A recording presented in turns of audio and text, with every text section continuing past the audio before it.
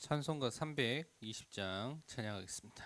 찬송가 320장 나의 죄를 정케 하사 주의 일꾼 삼으신 320장입니다. 나의 죄를 정케 하사 주의 일꾼 삼으신 그새 주의 넓은 사랑 항상 찬송합니다. 나를 일꾼 삼으신 주 크신 능력 주시고 언제든지 주 뜻대로 사용하여 주소서. 내게 부어 주시려고 은혜 예비하신 주의 은혜 채워주사 능력 있게 하소서. 나를 일꾼 삼으신 주 크신 능력 주시고 언제든지 주 뜻대로 사용하여 주소서. 죄의 짐을 풀어주신 주의 능력 크도다. 나를 피로 사신 예수 내 마음속에 오소서. 나를 일꾼 삼으신 주 크신 능력 주시고 언제든지 주 뜻대로 사용하여 주소서. 주여 내게 성령으로 충만하게 채우사 생명수가 강물처럼 흐르게 하옵소서. 나를 일꾼 삼으신 주 크신 능력 주시고 언제든지 주 뜻대로 사용하여 주소서.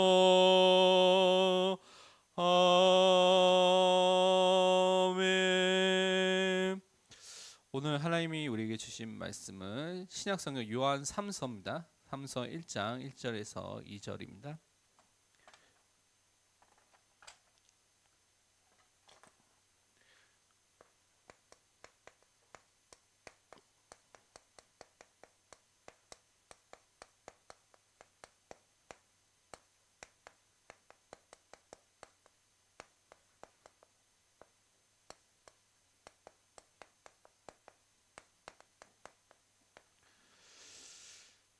제가 가진 성경은 신약성경 395페이지 정도 있습니다. 요한 3서 1장 1절에서 2절 두 말씀을 같이 함께 합독하도록 하겠습니다. 장로인 나는 사랑하는 가이오 곧 내가 참으로 사랑하는 자에게 편지하노라.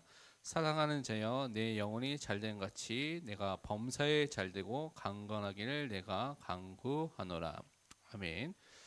오늘 요한 3서 1장 1절에서 2절을 통해서 우리의 숨은 사역 하나님 앞에서라는 제목으로 중직자 훈련 메시지가 있습니다. 그 2강 메시지를 저는 전달해 드리도록 하겠습니다. 우리가 항상 중직자 또는 우리가 직분을 가진 사람으로서 하나님께서 나에게 주신 이 직분의 이유와 하나님의 절대 계획을 발견하고 그것을 가진 사람으로 서는 것이 또 중요합니다. 특별하게 우리 중직자를 세우신 하나님께서 중요한 이유들이 많이 있겠지만 우리 중직자의 중요한 방향은 여러분 미래를 살리는 이 후대를 살리는데 또한 방향을 맞추는 것이 가장 중요한 방향입니다. 그래서 내 어린 양을 먹이라 치라는 그 명령을 베드로에게 주신 것이 아니라 모든 믿는 자에게 주셨다는 것을 우리가 확인하고 그 응답 속으로 들어가야 되겠습니다. 그러면서 항상 기억해야 될 것이 나는 세상에서 말하는 세상의 복을 위해서 살 존재가 아니라 이미 하나님의 형상을 가져서 그 형상을 가진 자에게 주신 하나님의 복을 받은 사람이라는 것을 여러분 꼭 명심하시고요. 세상 성공과 세상의 복이 우리의 목적이 아닙니다. 여러분 이미 하나님의 복을 받은 사람이기 때문에 그 은혜와 그 축복 속에서 항상 시작하시길 바랍니다. 그래서 우리는 이 축복 속에서 개인의 믿음을 지키는 언약의 사람으로서 그 언약을 누리는 복음을 누리는 기도의 사람으로서 서서 살 때 우리의 믿음이 지켜지는 또 믿음의 사람으로 서는 응답이 오게 되는 것입니다. 그래서 우리가 말씀 속에 들어갈 때 기도할 때 우리 믿음이 흔들리지 않은 믿음으로 굳건하게 서게 되는 것입니다. 그러면 우리가 성경에서 나타난 중직자들이 또한 응답받았던 부분들 또 그들이 했던 부분들 좀 확인을 먼저 말씀을 통해서 해보도록 하겠습니다. 우선 예수님이 12명의 제자 외에 70인 제자가 있었습니다. 그래서 중직자로서 세워졌던 70인 제자들이 성경에 많이 나와 있는데 누가복음 또 10장 1절에서 20절에 설명되어 있습니다. 그 중에 누가복음 10장 1, 2절만 읽어보면 이렇게 되어 있습니다. 그 후에 주께서 따로 70인을 세우사 친히 가시려는 각 동네와 각 지역으로 둘씩 앞서 보내시며 이르시되 추수할 것은 많되 일꾼이 적으니 그러므로 추수한 주인에게 청하여 추수할 일꾼들을 보내주소 하라. 예수님께서 가시기 전에 미리 이 제자들을 2명씩 이 중직자들을 그 현장에 파송하셨어요. 그 현장에서 이미 예정하신 또 하나님께서 예비하신 그 사람들을 살리는 일들을 맡기셨습니다. 그래서 이 사람들이 현장을 살리는 응답의 주역으로 갔던 것을 우리가 확인해 볼 수가 있습니다. 또 우리는 마가다락방 현장에 모였던 우리 중직자를 너무나 잘 알고 있죠. 사도행전 1장에 13절부터 15절이 나와 있는데 14절 15절을 보면 13절은 제자들 이름 나오고요. 14절 15절은 여자들과 예수의 어머니 마리아가 예수의 아우들과 더불어 마음을 같이하여 오로지 기도에 힘쓰더라. 모인 무리 수가 약 120명이나 되더라. 그때 베드로가 그 형제들 가운데 일어서서 이르되, 여기서 보면 12명의 제자 외에 빼면 거의 110명 가까이 사람들이 어떤 제자들이 그러니까 사도들이 아닌 사람들이 모인 것이죠.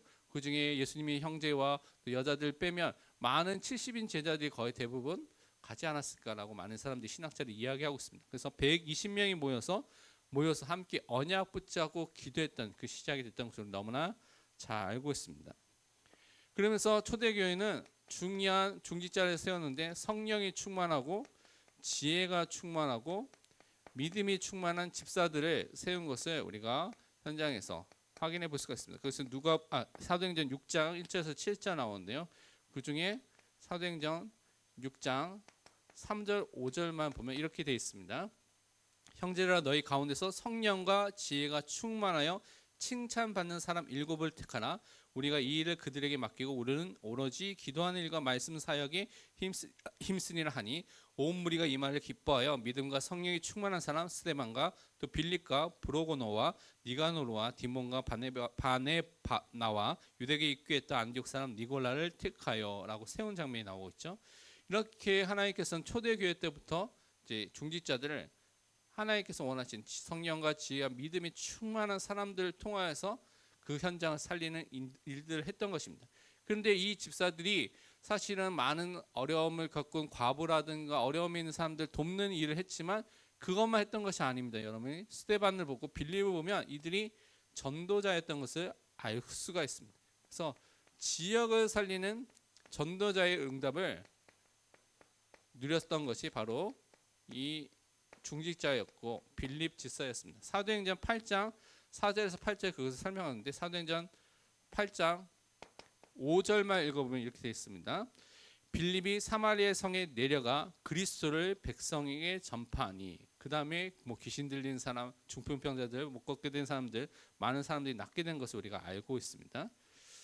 그리고 현장들마다 하나님께서 하나님의 말씀에 순종하는 제자들을 세워놓으시고 또 하나님의 일을 하신 것을 알 수가 있죠. 사도행전 9장에 보면 아나니아라는 중요한 다메섹 현장에 하나님께서 준비한 제자가 있었고요. 또 베드로를 통하여서 도르가, 다비다라는 여제자를 살리신 것을 우리는 말씀을 통해서 확인해 볼 수가 있습니다. 사도행전 9장 10절에서 11절 보면 이렇게 되어 있습니다. 그때 다메섹에 아나니아 하는 제자가 있더니 주께서 환상 중에 불러 이르시되 아나니아 하시거늘 대답하되 주여 내가 여기 있나이다 하니 주께서 이르시되 일어나 직가라 하는 거리로 가서 유다의 집에서 다섯 사람 사울이라 하는 사람을 찾으라 그가 기도하는 중이니라. 다메섹 도상에 다른 사람도 많이 있었을 텐데 하나님께서는 그 한 사람 여기 있는 그 아나니아를 그 현장에서 부르시고요. 아나니아에게 바울을 맡기셔서 중요한 언약과 그들을 살리는 하나님의 말씀을 사명을 전달하는 일을 하셨습니다. 그래서 그를 통하여서 사실 아나니아가 많은 사역을 한 것이 성경에 기록되어 있지 않지만 그 사역을 통해서 중요한 전도자 시대를 살리는 바울을 세우는 그 응답을 받았던 것을 우리가 확인해 볼 수가 있습니다. 또 사도행전 9장 36장에 보면 다비다에 대해서 이렇게 설명하고 있죠. 욥바에 다비다라 하는 여제자가 있으니 그 이름을 번역하면 도르가라 선행과 구제하는 일이 심히 많더니 여제자로서 그 현장을 살렸던 그 응답 많은 사람을 돕고 살렸던 응답을 누렸던 사람으로 기록되어 있는 것이죠. 그래서 이것이 결국 선교의 주역이 되는 응답으로 또한 연결된 것을 우리가 확인해 볼 수가 있습니다. 사도행전 11장 19절에서 20절 보면 안디옥 교회가 세워지는 장면이 이렇게 기록되어 있죠. 그때 스데반의 일로 일어난 환난으로 말미암아 흩어진 자들이 베니게와 구브로와 안디옥까지 이르러 유대인에게만 말씀을 전하는데 그 중에 구브로와 구레네 몇 사람이 안디옥에 이르러 헬라인에게도 말하여 주 예수를 전파하니 그 안디옥 교회가 세워질 때 흩어진 자 중직자들이 그 현장에 가게 되고요. 그 중에서 이제는 유대인뿐만 아니라 헬라인 이방인에게도 복음을 전해서 이방 선교라는 그 교회가 세워지는 응답을 하나님께서 주신 것을 우리 중직자를 통해서 시작된 것을 우리가 말씀을 통하여서 확인해 볼 수가 있습니다. 특별히 우리 누가 같은 사람은 의사이지만 중요하게 하나님의 이 복음을 전달하는데 정확하게 그 당시의 미디어 시스템이었던 서신을 통하여서 글을 통하여서 그것을 전달하는 일을 했죠. 그래서 복음을 정확하게 전달하는 데도 쓰임 받았던 것이 누구냐 바로 이 중직자였습니다. 그들이 가진 달란트와 가진 것을 통해서 정확한 복음의 내용을 전달하는 일에 쓰임 받았죠. 사도행전 1장 1절에 보면 이제 이렇게 기록되어 있습니다. 데오필러여 내가 먼저 쓴 글에는 누가 복음을 말하죠. 무릇 예수께서 행하시며 가르치기를 시작하신부터 그 다음에 이제 사도행전을 기록하면서 또 어떻게 이 역사가 일어나는 것을 기록하고 있는 것이죠. 그러면서 이것으로 끝나는 것이 시대마다 이런 많은 중직자들이 있었지만 또 대표적으로 우리가 종교개혁 시대에 보면 루터를 도왔고 또 칼빈과 또 많은 종교개혁자를 도왔던 중직자, 성주, 평신도 그들을 통하여서 사실 종교개혁의 역사가 일어난 것을 우리는 확인해 볼 수가 있습니다. 그래서 시대마다 하나님께서는 복음을 가진 이런 중요한 사람들을 세워서 하나님의 일을 하셨던 것을 우리가 꼭 기억해야 되겠습니다. 그렇기 때문에 우리가 생각해야 될 것이 무엇이냐면 이 중직자 또 하나님의 사람들은 축복을 받은 자의 역할이 있는 것입니다. 이 사람은 분명히 하나님의 복을 받았기 때문에 이 복을 받고 현장에서 해야 될 하나님께서 주신 역할이 있는 것을 볼 수가 있습니다. 그것을 간단하게 설명하면 살리는 역할을 하는 것이죠. 돕는 역할을 하고 세우는 역할을 하는 것입니다. 특별히 이제 사람과 사람 사이에 중간에 서서 사람 사이에서 중간 지도자로서 그 사람들 돕는 역할을 하는 것이죠. 그래서 중요한 말씀을 전달하고 중요한 방향과 비전이 전달할 수 있는 일들을 계속 하는 것이 중직자가 해야 될 일인 것입니다. 또 사도가 하는 일이 그 당시에 사도가 모든 일을 할 수 없기 때문에 사도의 부족한 부분들을 보충해주는 부족한 일을 돕는 그런 일을 했던 것을 우리는 또한 확인해 볼 수가 있습니다. 그러면서 분명히 여기 핍박 시기, 어려움이라는 고통이라는 어려움 시기에 있을 때 그 시기에 무엇보다 다른 사람보다 먼저 앞장서서 나서서 그 문제와 그 어려움 속에서 믿음을 고백하는 일을 한 것이죠. 그 부분 또 뒤에 나오게 됩니다. 그리고 이것은 무엇을 말하면 위기가 오면 많은 사람이 도망가기 바쁜데 이 위기 속에서 자신을 드리는 헌신의 응답을 누렸던 것이 중직자입니다. 그것이 복음 가진 중직자로 성경은 말씀하고 있죠. 그리고 이름도 없이 그래서 하나님께서 원하시는 최고의 영적인 복을 현장에 누리고 증가한 일을 했던 것을 우리는 확인해 볼 수가 있습니다.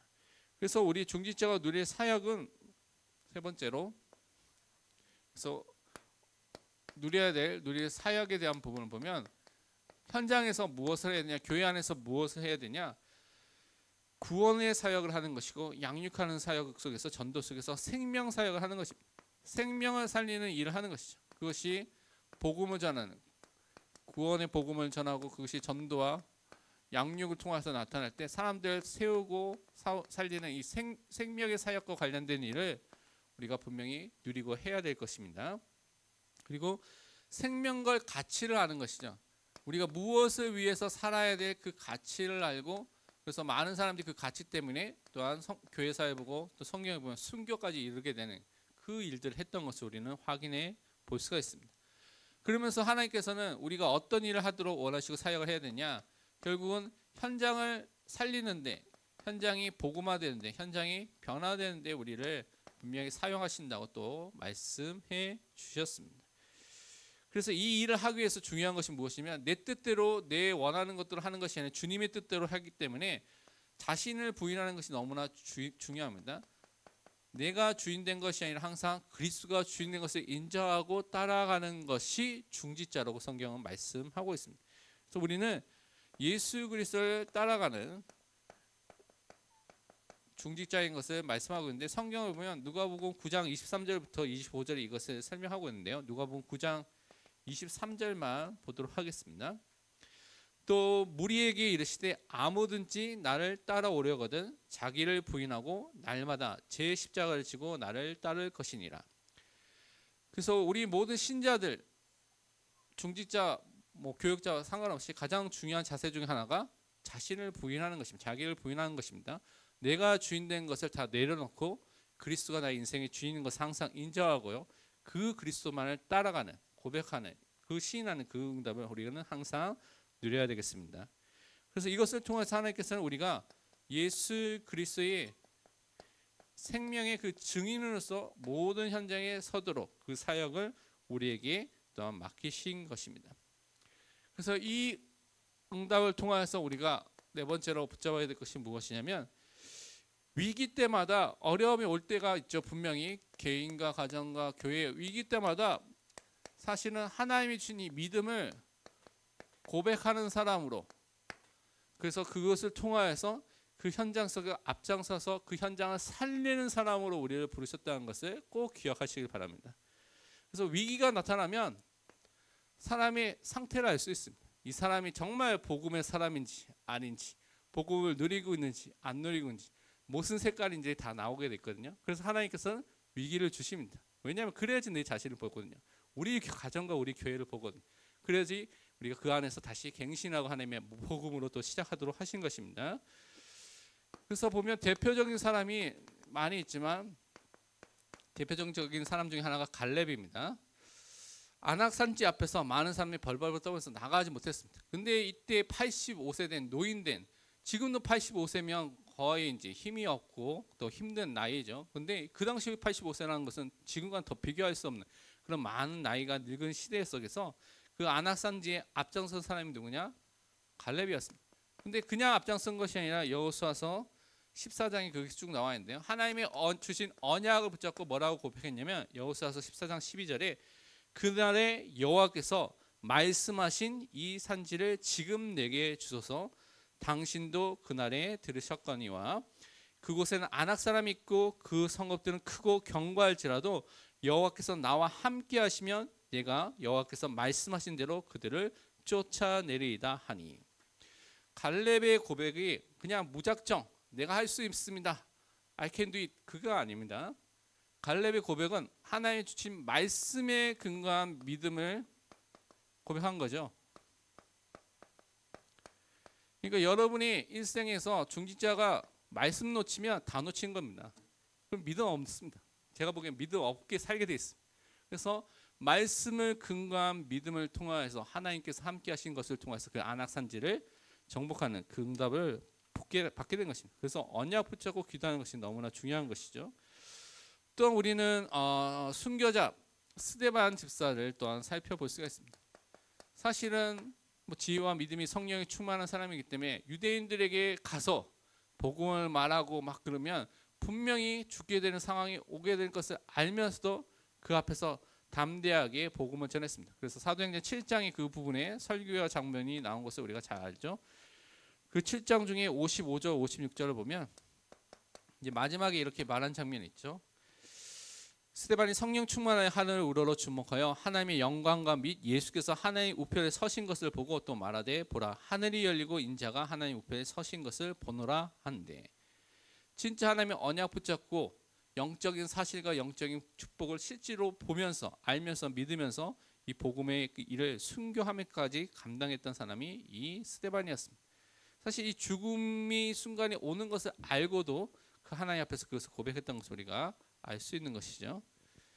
그래서 많은 핍박이 올 수 있지만 핍박을 두려워하는 것이 아니라 박해를 두려워하는 것이 아니라 하나님께서 그 현장에서 흩어져서 복음만을 전하도록 증거하도록 우리를 부르셨다라는 것들을 항상 여러분 잊지 마시고 기억하시길 바랍니다. 그래서 우리가 결론으로 붙잡아야 될 부분들을 좀 생각해 보면, 서론에서 나와 있지만 우리는 또 생각해야 될 것이 요즘에 또 이스라엘하고 또 팔레스타인이 전쟁이 일어났습니다. 그래서 막 서로가 맞냐 틀리냐 서로의 진영에서 막 각자에서 뭐 치위도 일어나고 지지도 일어나고 막 그런 것들 보거든요. 그러면 어느 정도 다 두 주장이 일리가 있는 부분이 있습니다. 틀린 부분도 있고요. 제가 보기에는.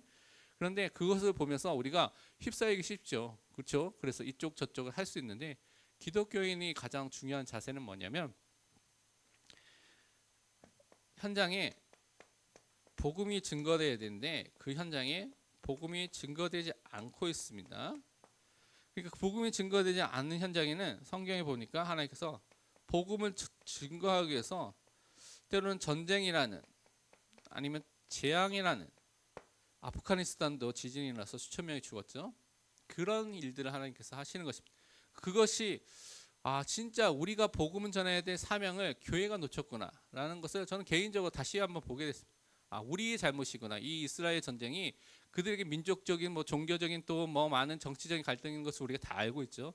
그런데 그것을 넘어서 기독교인에게 주는 메시지는 우리가 복음을 전하지 않아서 전쟁이 왔다라는 것을 저는 개인적으로 그렇게 생각이 들었습니다. 그러면서 우리가 하나님이 중직자에게 좀 사실적인 하나님이 주신 많은 복들이 있는 것을 우리가 누려야 되는데요. 말씀을 통해서 그것을 두 가지만 확인해 보면, 오늘 말씀의 요한 3서 1장 2절에 보면 사랑하는 자여 내 영혼이 잘된 같이 내가 범사에 잘되고 강건하기를 내가 간구하노라. 우리 영적인 축복과 함께 우리 그와 함께 나오게 되는 우리 산과 우리 육신과 모든 부분이 연결되는 것을 우리가 알 수 있는 것이죠. 그러면서 우리는 로마서 16장 23절에 가이오의 또 응답을 우리가 좀 받아야 되겠습니다. 나와 온 교회를 돌봐주는 가이오도 너희에게 무난하고 이성의 재무관 에라스도와 및 형제 구하도도 너희에게 무난하느니라. 옛날 성경에는 개역 한글에는 직주인이라고 되어 있죠. 바울 자신뿐만 아니라 온 교회를 돌봐주고 그들을 살펴줄 수 있는, 하나님께서 교회와 현장을 살릴 수 있는 그런 응답을 받아서 전도와 선교에 헌신할 수 있는 그 응답을 누리는 전도자로 서는 것이 중요한 겁니다. 그래서 우리가 이번에 있을 전도 캠프를 위해서 우리가 현장을 놓고 우리 중직자분들이 먼저 깊은 기도를 또한 시작해야 되겠습니다. 이것이 여러분 자신을, 나를 살리고요, 여러분 가정이 또한 살아나고요. 그래서 여러분 우리 교회와 또 우리가 있는 모든 현장 속에 하나님이 기뻐하시는 시스템, 무너져 있는 많은 영적인 시스템이 다시 회복되고요, 보이지 않았던 그 시스템이 다시 보여지는 그 은혜가 있을 수 있도록 우리가 기도를 해야 되겠습니다. 이 모든 것을 통해서 결국 우리가 말하는 것은 서론에서 말했던 것처럼 렘넌트 후대를 살리는 전도 운동을 우리가 계속 해야 됩니다. 그래서 이 은혜를 누려야 되는 것입니다. 이번에 이제 9월달에 각 교단마다 총회가 있었는데 합동 교단이 계속 감소하다가 작년에 3만 명이 늘었어요. 그 통계를 조사하면 보통 계속 줄어든데 왜 늘게 됐냐면 그 전 총회장이 뭘 했냐면 샬롬 복음 운동인가 하여튼 그래서 전도하고 복음하는 데 초점 맞추니까 3만 6천 명이 늘어났다. 그게 어떤 의미인지는 모르겠지만 그렇게 줄어드는 게 반등이 됐다라고 이렇게 막 뉴스가 많이 나왔거든요. 근데 통합은 또 몇만 명이 죽었습니다. 통합교단은. 그러니까 통합교단이 올해 강조점이 뭐냐? 전도해야 되겠다. 그게 전도의 강조점이라고 전도 운동을 또 부흥운동을 각 지역 한 달마다 뭐 어디서 어떻게 한다라고 이렇게 나오고 있는 걸 보게 됐거든요. 왜냐하면 앞으로 미래가 10년, 20년 후에 후대가 줄어들고 있는 것보다 더 빨리 교회 후대들이 줄고 있습니다. 교회 그냥 데이터성으로 봐도 거의 대부분 반 이상 교회는 몇십 년 안에 다 문을 닫게 됐다는 게 그냥 데이터로 나오게 됐어요. 이 미래를 바라보고 전도 선교를 하지 않고 후대 사역을 하지 않는다. 전혀 미래가 없는 교단이고 교회입니다. 그래서 우리 모든 방향이 후대에게 미래에 있도록 우리가 또 기도해야 되겠습니다. 함께 좀 우리 같이 기도해야 되겠습니다. 하나님께서 우리 모든 사역 속에서 하나님 앞에서 우리가 설 수 있는 전도자를 설 수 있도록 특히 후대를 살리고 현장을 살리는 전도자의 삶과 믿음의 사람 될 수 있도록 함께 합심해서 기도하고 제가 마치는 기도하겠습니다. 먼저 합심해서 기도하겠습니다. 주는 그리스도시요 살아계신 하나님의 아들이십니다. 하나님 모든 중직자님들 우리 장로님들 안수일상 권사님들 이것을 그 기도하는 모든 예비 중직자들에게 성령을 충만함을 가시며 오직 예수 그리스도의 복음과 복음의 능력 속에 들어가는 전도자가 되게 하여 주옵소서. 하나님 일생이 하나님의 손에 붙잡히게 하시며 우리 후대 렘넌트를 살리는 데 모든 방향을 마치게 하여 주시고 하나님 주신 영적인 축복을 확실적으로 누리게 하여 주시며 그것을 통해서 현장 살리는 다음에 사람으로 전도자를 수 있도록 축복하여 주옵소서. 현장을 위해서 우리 부르신 전도자를 우리 부르신 그 사명을 깨닫게 하시며 현장을 살리고 세우는 우리 사명과 역할을 감당하게 하시고 그것을 통해서 생명운동의 사역과 정말 그 몸을 감당할 수 있도록 은혜를 허락하여 주옵소서. 그것을 통해서 많은 사람을 살리며 현장을 살리게 하시고 위기와 어려움과 고통 속에서 그 문제 속에서 우리가 헌신하며 납작할 수 있는 믿음을 고백할 수 있는 발레 같은 믿음을 허락하시며 그 현장 새벽 같은 순기의 응답과 그 자세를 허락하여 주시고 그것을 통해서 오직 예수께서 복음만을 증거할 수 있는 전도자가 될 수 있도록 축복하여 주옵소서.